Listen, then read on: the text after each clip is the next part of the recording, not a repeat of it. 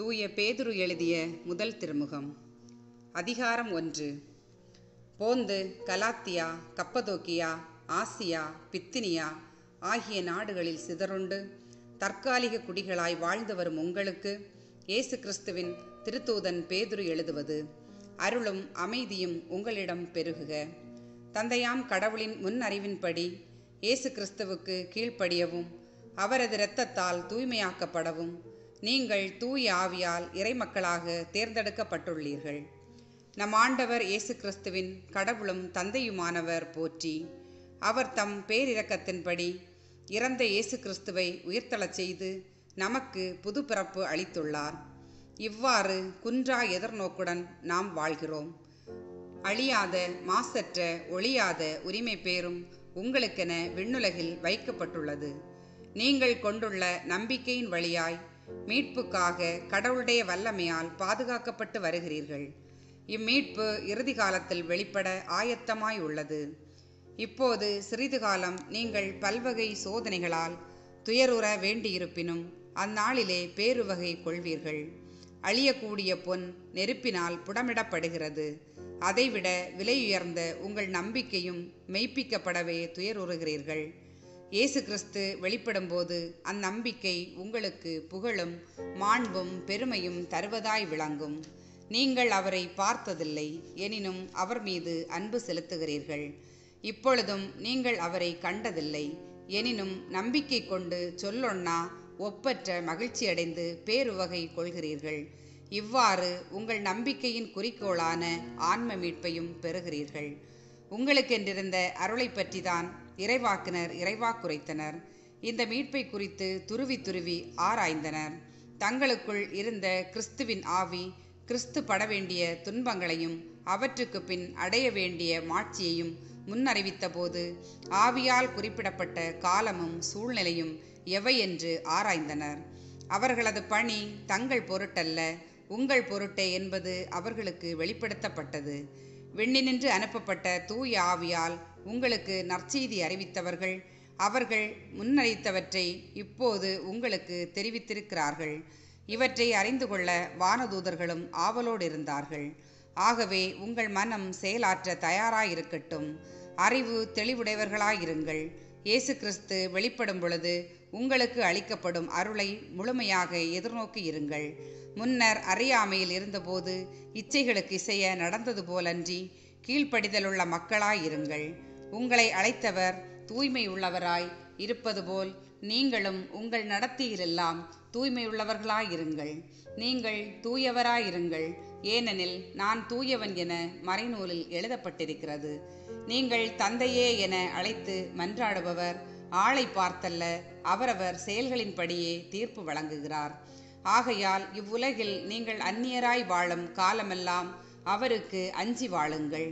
உங்கள் மூதாதையரிடமிருந்து வழி வழியாய் வந்த வீணான நடத்தையினின்று உங்களை விடுவிக்க கொடுக்கப்பட்ட விலை என்னவென்று உங்களுக்கு தெரியும். அது பொன்னும் வெள்ளியும் போன்று அழிவுக்குட்பட்டது அல்ல, மாறாக மாசு மறவற்ற ஆட்டுக்குட்டியை போன்ற கிறிஸ்துவின் உயர் மதிப்புள்ள இரத்தமாகும். உலகம் தோன்று முன்னரே முன் குறிக்கப்பட்ட அவர் இந்த கடைசி காலத்தில் உங்களுக்காக வெளிப்படுத்தப்பட்டார். அவர் வழியாகத்தான் நீங்கள் கடவுள் மீது நம்பிக்கை கொண்டுள்ளீர்கள். இறந்த அவரை கடவுள் உயிர்த்தெழச் செய்து பெருமைப்படுத்தியுள்ளார். இதனால் நீங்கள் கடவுளிடம் நம்பிக்கை கொண்டு அவரை எதிர்நோக்கி இருக்கவே இவ்வாறு செய்தார். உண்மைக்கு கீழ்ப்படிந்து உங்கள் ஆன்மா தூய்மை அடைந்துள்ளதால் நீங்கள் வெளிவேடமற்ற முறையில் சகோதர அன்பு காட்ட முடியும். எனவே நீங்கள் தூய உள்ளத்தோடு ஒருவருக்கொருவர் ஆழ்ந்த அன்பு காட்டுங்கள். நீங்கள் அழியக்கூடிய வித்தினால் அல்ல, மாறாக உயிருள்ளதும் நிலைத்திருப்பதுமான அழியா வித்தாகிய கடவுளின் வார்த்தையால் புதுப்பிறப்பு அடைந்துள்ளீர்கள். ஏனெனில் மானிடர் அனைவரும் புல்லை போன்றவர். அவர்களது மேன்மை வயல்வெளி பூவை போன்றது. புல் உலர்ந்து போம், பூ வதங்கி விழும். நம் ஆண்டவரின் வார்த்தையோ என்றென்றும் நிலைத்திருக்கும். இவ்வார்த்தையே உங்களுக்கு அறிவிக்கப்பட்ட நற்செய்தி. அதிகாரம் 2. ஆண்டவர் எத்துணை இனியவர் என்பதை நீங்கள் சுவைத்திருந்தால் எல்லா வகையான தீமையையும் வஞ்சகத்தையும் வெளிவேடம், பொறாமை, அவதூறு ஆகிய யாவற்றையும் அகற்றுங்கள். புதிதாய் பிறந்த குழந்தைகள் போல வஞ்சகமற்ற வார்த்தையாகிய பாலை அருந்த ஆர்வமுள்ளவர்களாயிருங்கள். இதை அருந்துவதால் நீங்கள் மீட்பில் வளருவீர்கள். உயிருள்ள கல்லாகிய அவரை அணுகுங்கள். மனிதரால் உதறி தள்ளப்பட்டதாயினும் கடவுளால் தெரிந்து கொள்ளப்பட்ட உயர் மதிப்புள்ள கல் அதுவே. நீங்களும் உயிருள்ள கற்களாயிருந்து ஆவிக்குரிய இல்லமாக கட்டி எழுப்பப்படுவீர்களாக. இயேசு கிறிஸ்துவின் வழியாய் கடவுளுக்கு உகந்த ஆவிக்குரிய பலிகளை படைக்கும் தூய குருக்களின் கூட்டமாகவும் இருப்பீர்களாக.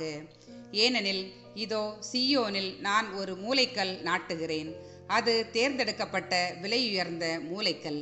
அதில் நம்பிக்கை கொண்டோர் பதற்றமடையார் என்று மறைநூலில் காண கிடக்கிறது.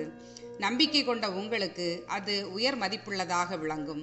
நம்பிக்கை இல்லாதவர்களை பொறுத்தமட்டில் கட்டுவோர் புறக்கணித்த கல்லே முதன்மையான மூலைக்கல் ஆயிற்று. மற்றும் அது இடறுதற் கல்லாகவும் தடுக்கி விழச் செய்யும் கற்பாறையாகவும் இருக்கும். அவர்கள் வார்த்தையை ஏற்காததால் தடுக்கி விழுகிறார்கள். இதற்கென்றே அவர்கள் குறிக்கப்பட்டிருக்கிறார்கள். ஆனால் நீங்கள் தேர்ந்தெடுக்கப்பட்ட வழிமரபினர், அரச குருக்களின் கூட்டத்தினர், தூய மக்களினத்தினர், அவரது உரிமை சொத்தான மக்கள். எனவே உங்களை இருளினின்று தமது வியத்தகு ஒளிக்கு அழைத்துள்ளவரின் மேன்மை மிக்க செயல்களை அறிவிப்பது உங்கள் பணி. முன்பு நீங்கள் ஒரு மக்களினமாய் இருக்கவில்லை, இப்பொழுது கடவுளுடைய மக்களாக இருக்கிறீர்கள். முன்பு இரக்கம் பெறாதவர்களாய் இருந்தீர்கள், இப்பொழுதோ இரக்கம் பெற்றுள்ளீர்கள். அன்புக்குரியவர்களே, நீங்கள் அந்நியரும் தற்கால குடிகளுமாயிருப்பதால் ஆன்மாவை எதிர்த்து போர் புரியும் ஊனியல்பின் இச்சைகளை விட்டுவிடும்படி உங்களை வேண்டிக் கொள்கிறேன். பிற இனத்தினர் நடுவில் நன்னடத்தை உடையவராயிருங்கள். அவர்கள் உங்களை தீயவர்கள் என்று பழித்துரைப்பினும் உங்கள் நற்செயல்களை கண்டு கடவுள் சந்திக்க வரும் நாளில் அவரை போற்றி புகழ்வார்கள். அனைத்து மனித அமைப்புகளுக்கும் ஆண்டவரின் பொருட்டு பணிந்திருங்கள். அதிகாரம் கொண்டவர் என்னும் முறையில் அரசருக்கும் தீமை செய்கிறவர்களை தண்டிக்கவும் நன்மை செய்கிறவர்களை பாராட்டவும் அவரால் அனுப்பப்பட்டவர்கள் என்னும் முறையில் ஆளுநர்களுக்கும் பணிந்திருங்கள். இவ்வாறு நீங்கள் நன்மையை செய்ய முன் வருவதன் மூலம் மதிகெட்ட அறிவிலிகளை வாயடைக்க செய்ய வேண்டுமென்பதே கடவுளின் திருவுளம். நீங்கள் விடுதலை பெற்றுள்ளீர்கள். விடுதலை என்னும் போர்வையில் தீமை செய்யாதீர்கள். கடவுளுக்கே அடிமைகளாயிருங்கள். எல்லோருக்கும் மதிப்பு கொடுங்கள். சகோதரர் சகோதரிகளிடம் அன்பு செலுத்துங்கள். கடவுளுக்கு அஞ்சுங்கள். அரசருக்கு மதிப்பு கொடுங்கள். வீட்டு வேலையாளர்களை உங்கள் தலைவர்களுக்கு முழு மரியாதையோடு பணிந்திருங்கள். நல்லவர்களுக்கும் கனிந்த உள்ளமுடையோருக்கும் மட்டுமல்ல, முரட்டு குணம் உள்ளவர்களுக்கும் பணிந்திருங்கள். ஒருவர் அநியாயமாக துயருறும்போது கடவுளை மனதில் கொண்டு அதை பொறுமையோடு ஏற்றுக்கொள்வாரானால் அதுவே அவருக்கு உகந்ததாகும். குற்றம் செய்ததற்காக நீங்கள் அடிக்கப்படும் போது பொறுமையோடு இருப்பதில் என்ன சிறப்பு? மாறாக நன்மை செய்தும் அதற்காக பொறுமையோடு துன்புற்றால் அது கடவுளுக்கு உகந்ததாகும். கிறிஸ்துவும் உங்களுக்காக துன்புற்று ஒரு முன்மாதிரியை வைத்து சென்றுள்ளார். எனவே நீங்கள் அவருடைய அடிச்சுவடுகளை பின்பற்றுங்கள். இதற்காகவே அழைக்கப்பட்டுள்ளீர்கள். வன்செயல் எதுவும் அவர் செய்ததில்லை, வஞ்சனை எதுவும் அவர் வாயில் இருந்ததில்லை. பழிக்கப்பட்ட போது பதிலுக்கு பழிக்கவில்லை, துன்புறுத்தப்பட்ட போது அச்சுறுத்தவில்லை. நியாயமாக தீர்ப்பு வழங்குவோரிடம் தம்மை ஒப்படைத்தார். சிலுவையின் மீது தம் உடலில் நம் பாவங்களை அவரே சுமந்தார். நம் பாவங்களுக்காக இறந்து நீதிக்காக வாழ்வதற்கே இவ்வாறு செய்தார். அவர் தம் காயங்களால் நீங்கள் குணமடைந்துள்ளீர்கள். நீங்கள் வழிதவறி அலையும் ஆடுகளைப் போல இருந்தீர்கள். ஆனால் இப்பொழுது உங்கள் ஆன்மாக்களின் ஆயரும் கண்காணிப்பாளருமாய் இருப்பவரிடம் திரும்பி வந்திருக்கிறீர்கள். அதிகாரம் 3. திருமணமான பெண்களை உங்கள் கணவருக்கு பணிந்திருங்கள். இதனால் அவர்களுள் சிலர் கடவுளுடைய வார்த்தையை ஏற்காதிருந்தாலும் மரியாதையுடைய உங்கள் தூய நடத்தையை கண்டு கவரப்பட்டு நல்வழிப்படுத்தப்படுவர்.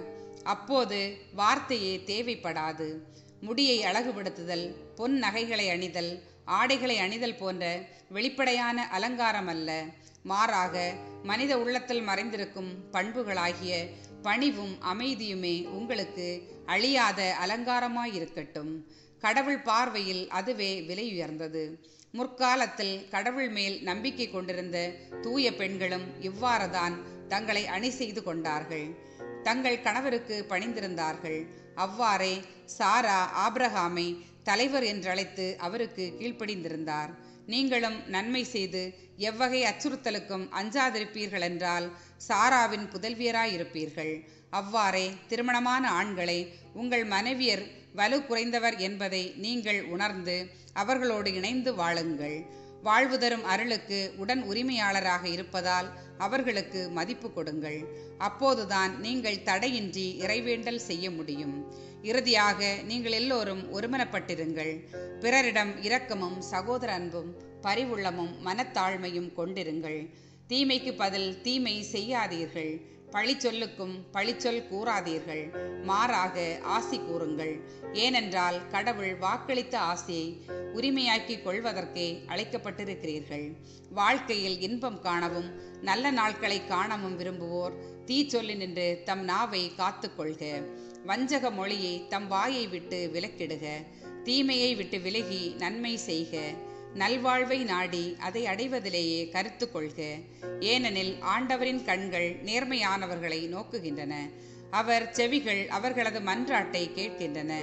ஆண்டவரின் முகமோ தீமை செய்வோருக்கு எதிராக இருக்கின்றது. நன்மை செய்வதில் நீங்கள் ஆர்வமுடையவர்களாயிருந்தால் உங்களுக்கு தீமை செய்ய போகிறவர் யார்?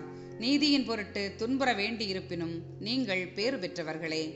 யாருக்கும் நீங்கள் அஞ்சி நடுங்கவோ மனம் கலங்கவோ வேண்டாம். உங்கள் உள்ளத்தில் கிறிஸ்துவை ஆண்டவராக கொண்டு அவரை தூயவரென போற்றுங்கள். நீங்கள் எதிர்நோக்கி இருப்பதை குறித்து யாராவது விளக்கம் கேட்டால் விடையளிக்க நீங்கள் எப்பொழுதும் ஆயத்தமாயிருங்கள்.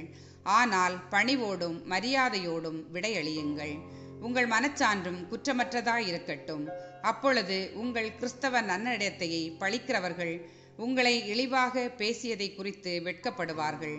ஏனெனில் தீமை செய்து துன்புறுவதை விட கடவுளுக்கு திருவுளமானால் நன்மை செய்து துன்புறுவதே மேல். கிறிஸ்துவும் உங்கள் பாவங்களின் பொருட்டு ஒரே முறையாக இறந்தார். அவர் உங்களை கடவுளிடம் கொண்டு சேர்க்கவே இறந்தார். நீதி உள்ளவராகிய அவர் நீதியற்றவர்களுக்காக இறந்தார். மனித இயல்போடு இருந்த அவர் இறந்தார் எனினும் ஆவிக்குரிய இயல்புடையவராய் உயிர் பெற்றெழுந்தார். அந்நிலையில் அவர் காவலில் இருந்த ஆவிகளிடம் போய் தம் செய்தியை அறிவித்தார். நோவா பேழையை செய்து கொண்டிருந்த நாட்களில் பொறுமையோடு காத்து கொண்டிருந்த கடவுளை அந்த ஆவிகள் ஏற்றுக்கொள்ளவில்லை. சிலர், அதாவது 8 பேர் மட்டும் அந்த பேழையில் தண்ணீர் வழியாக காப்பாற்றப்பட்டனர். அந்த தண்ணீரானது திருமுழுக்கிற்கு முன்னடையாளம். இத்திருமுழுக்கு உடலின் அழுக்கை போக்கும் செயல் அல்ல. அது குற்றமற்ற மனச்சான்றுடன் கடவுளுக்கு தரும் வாக்குறுதியாகும். இது இயேசு கிறிஸ்துவின் உயிர்த்தெழுதல் வழியாக இப்போது உங்களுக்கு மீட்பளிக்கிறது. அவர் வானதூதர்களையும் அதிகாரங்களையும் வல்லமைகளையும் தமக்கு பணிய வைத்து விண்ணுலகம் சென்று கடவுளின் வலப்பக்கத்தில் இருக்கிறார். அதிகாரம் 4. எனவே கிறிஸ்து தம் உடலினில் துன்புற்றார். அப்பொழுது அவர் கொண்டிருந்த மனநிலையை நீங்களும் படைக்கலமாக பூண்டு கொள்ளுங்கள். ஊனுடலில் துன்புறுவோர் பாவத்தை விட்டுவிடுகின்றனர்.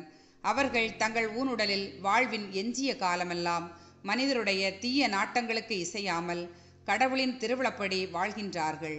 பிற இனத்தினர் செய்ய விரும்புவதையெல்லாம் நீங்கள் கடந்த காலத்தில் செய்து வந்த போதும் அப்பொழுது நீங்கள் காமவெறி, இச்சை, மதுமயக்கம், களியாட்டம், குடிவெறி, வெறுப்புக்குரிய சிலை வழிபாடு ஆகியவற்றில் காலத்தை கழித்தீர்கள். இப்போதோ நீங்கள் அவர்களோடு சேர்ந்து அத்தகைய தாறுமாறான வழிகளில் நடப்பதில்லை. இதை அவர்கள் கண்டு வியப்படைகிறார்கள். இதனால் உங்களை பழிக்கிறார்கள். ஆனால் உயிருள்ளோருக்கும் இறந்தோருக்கும் தீர்ப்பளிக்க ஆயத்தமாயிருப்பவருக்கு அவர்கள் கணக்கு கொடுப்பார்கள். இறந்தோர் ஊனுடலில் மனிதருக்குரிய தீர்ப்பு பெறுவர். ஆவியில் கடவுளுக்குரிய வாழ்வு பெறுவர். இதற்காகவே இறந்தோருக்கும் நற்செய்தி அறிவிக்கப்பட்டது. எல்லாவற்றுக்கும் முடிவு நெருங்கிவிட்டது. எனவே இறைவனிடம் வேண்டுதல் செய்யுமாறு கட்டுப்பாடோடும் அறிவு தெளிவோடும் இருங்கள். எல்லாவற்றுக்கும் மேலாக ஒருவருக்கொருவர் ஆழ்ந்த அன்பு காட்டுங்கள். ஏனெனில் அன்பு திரளான பாவங்களையும் போக்கும்.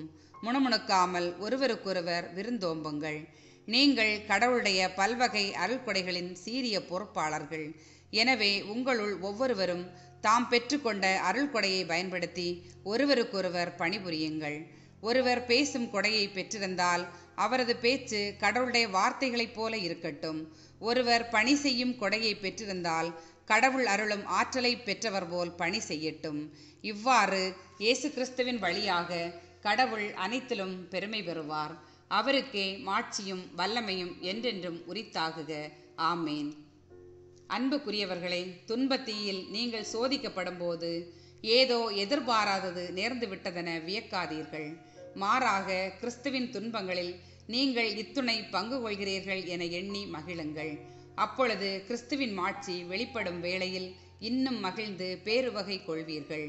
கிறிஸ்துவின் பொருட்டு பிறர் உங்கள் மீது வசை கூறும்போது நீங்கள் பேறு பெற்றவர்கள். ஏனெனில் கடவுளின் மாட்சிமிக்க தூய ஆவி உங்கள் மேல் தங்கும். ஆனால் உங்களுக்கு வரும் துன்பங்கள் நீங்கள் கொலைஞராகவோ திருடராகவோ தீமை செய்பவராகவோ பிறர் காரியங்களில் தலையிடுபவராகவோ இருப்பதால் வந்தவையாய் இருக்கக்கூடாது. மாறாக நீங்கள் கிறிஸ்தவராய் இருப்பதால் துன்புற்றால் அதற்காக வெட்கப்படலாகாது. அந்த பெயரின் பொருட்டு கடவுளை போற்றி புகழுங்கள். ஏனெனில் தீர்ப்புக்கான காலம் கடவுளின் வீட்டாரிடத்தில் தொடங்கிவிட்டது. நம்மிடையே அது முதலில் தொடங்குகிறதென்றால் கடவுளின் நற்செய்தியை ஏற்காதவர்களின் முடிவு என்னவாகும்? நேர்மையாளரே மீட்கப்படுவது அரிதென்றால் இறைப்பற்றில்லாதோரும் பாவிகளும் தண்டனை பெறுவது திண்ணமன்றோ? ஆகவே கடவுளின் திருவிழப்படி துன்பப்படுகிறவர்கள் நன்மை செய்வதில் நிலைத்திருந்து படைத்தவரிடம் தங்களை ஒப்படைப்பார்களாக. அவர் நம்பத்தக்கவர். அதிகாரம் 5.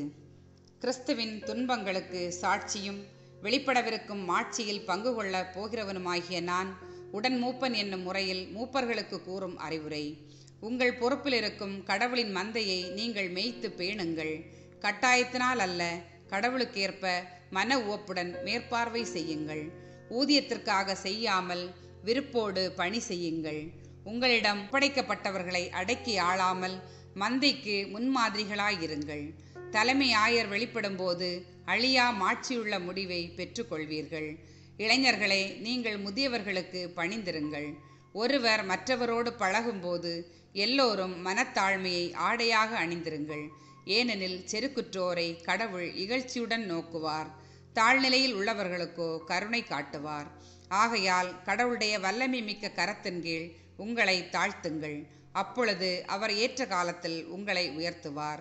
உங்கள் கவலைகளையெல்லாம் அவரிடம் விட்டுவிடுங்கள், ஏனென்றால் அவர் உங்கள் மேல் கவலை கொண்டுள்ளார். அறிவு தெளிவோடு விழிப்பாயிருங்கள். உங்கள் எதிரியாகிய அலகை யாரை விழுங்கலாமென கர்ச்சிக்கும் சிங்கம் போல தேடி திரிகிறது. அசையாத நம்பிக்கை கொண்டவர்களாய் அதனை எதிர்த்து நில்லுங்கள். உலகெங்கிலும் உள்ள உங்கள் சகோதர சகோதரிகள் உங்களைப் போலவே துன்பங்களுக்கு உள்ளாகிறார்கள் என்பதை நீங்கள் அறிந்திருக்கிறீர்கள் அல்லவா? எல்லா அருளும் நிறைந்த கடவுள் இயேசு கிறிஸ்துவுக்குள் என்றும் நிலைக்கும் தம் ஆட்சியில் பங்கு கொள்ள உங்களை அழைத்திருக்கிறார். சிறிதுகால துன்பங்களுக்கு பின் அவர் உங்களை சீர்படுத்தி உறுதிப்படுத்தி வலுப்படுத்தி நிலைநிறுத்துவார்.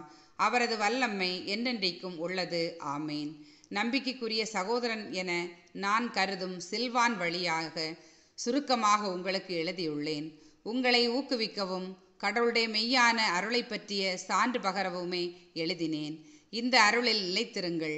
உங்களைப் போலவே தேர்ந்து கொள்ளப்பட்ட பாபிலோன் சபையாளரும் என் மகன் மார்க்கும் உங்களுக்கு வாழ்த்து கூறுகின்றனர். அன்பு முத்தம் கொடுத்து நீங்கள் ஒருவர் ஒருவரை வாழ்த்துங்கள். இயேசு கிறிஸ்துவோடு இணைந்து வாழும் உங்கள் அனைவருக்கும் அமைதி உரித்தாகுக.